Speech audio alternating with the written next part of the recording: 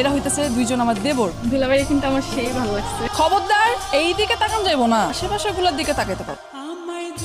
শুধু নিজের মেয়েরে আর মেয়ের জামাইরে মিষ্টি খাওয়াইলে হবে? আমাদেরও তো মিষ্টি খেতে মন চায় নাকি? আরে আমি তাকি কইছি না, আরে মা নাও না আমার কাছে দাও। কিরে সুজন, আশেপাশে পোড়া গন্ধ পাইতেছস?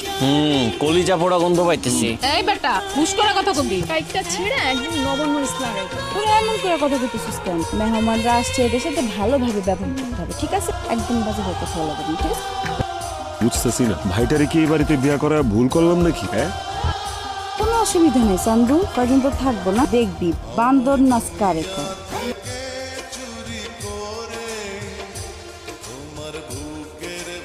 আসতে পারি? আইসাই তো পড়ছে, এখন কি কোলের উপরে আসবেন? না, আসছিলাম তো আসলে কাজে, লুঙ্গি নিয়ে আসছি আপনাদের জন্য, আপনারা আরাম করবেন সেজন্য। আমাদের আরাম নিয়ে এত ভাবেন আপনারা? ভেরি গুড, রাখেন, রেখে যান। কই রাখবো? কেন পড়বেন না? আপনাদের সামনে পড়বো? এটা কি বলছি নাকি? দুধ কোথায় রাখবো জানো? তুই যে খাটের হাতলে রাখেন।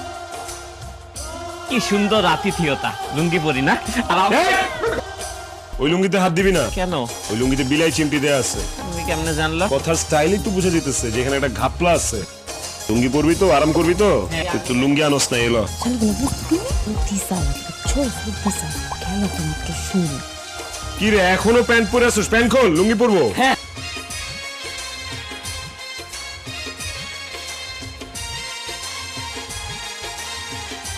ভাইয়া ওঠো।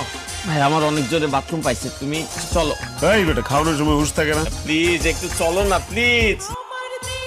দুইটা দরজাই তো বাইরে থেকে বন্ধ। আর আমি ভাইয়ারে ফোন দিই। তাড়াতাড়ি দাও।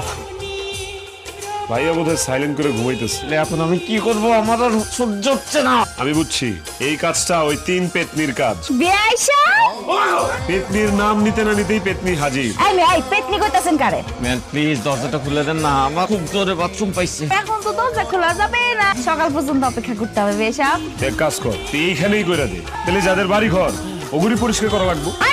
কোনো দরকার নেই, কোনো দরকার নেই। আমি যদি ওর জায়গায় থাকতাম, আমি ডাইরেক্ট ঘরের মধ্যে ছেড়ে দিতাম। খাচ্ছর বেটা। তা বাবারা আমাকে বাড়িতে তোমার কোনো অসুবিধা হইতেছে না তো? না মা, ওই মা কি কর, বরং আমি তো গাড়ি থেকে নামার পরই ভাবিরে বলছি যে ভাবি তোমাদের বাড়ি আমার খুব পছন্দ হয়েছে। তবে একটা সমস্যা আছে, ওয়াশরুমটা বাইরে। এটা গ্রাম দেশ তো, গ্রাম দেশে এরকমই হয়। তাড়াতাড়ি খাও, ঘুরতে যাইবা না? তোমরা তাহলে ঘুরে আসো, আমি একটু ওই দিকটা দেখি রান্না বাড়া করতে।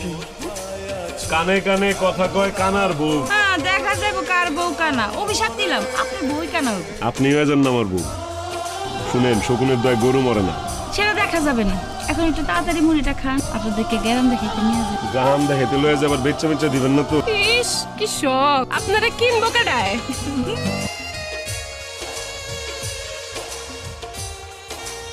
আমি তো ভুলেই গেছি, আম্মা কইছিল মুরগি ধরে লয়ে যেতে, মুরগি ধরে নিয়ে গেলে পরে বিয়াই করে রাইন্দা খাওয়াইতো। তাইলে চল মুরগিগুলোরে ধরে ফেলাই। মুরগি ধরতে হলে তো দরকার একটু শক্ত পুক্ত, এরকম বডি বিল্ডার ড্যাশিং মানুষজন। তারা তো পারে খালি মুরগি খাইতে, মুরগি ধরতে পারো না, বিয়াই পারবো, তাই না? বিয়াই কারণ পারবেন না? সাপ বেজি ধরার অভ্যাস আমগো। আপনি আছেন মুরগি লয়ে, মুরগি খালি জামু থাবা দিয়া ধরুম আর আপনি করে চলে যাবো।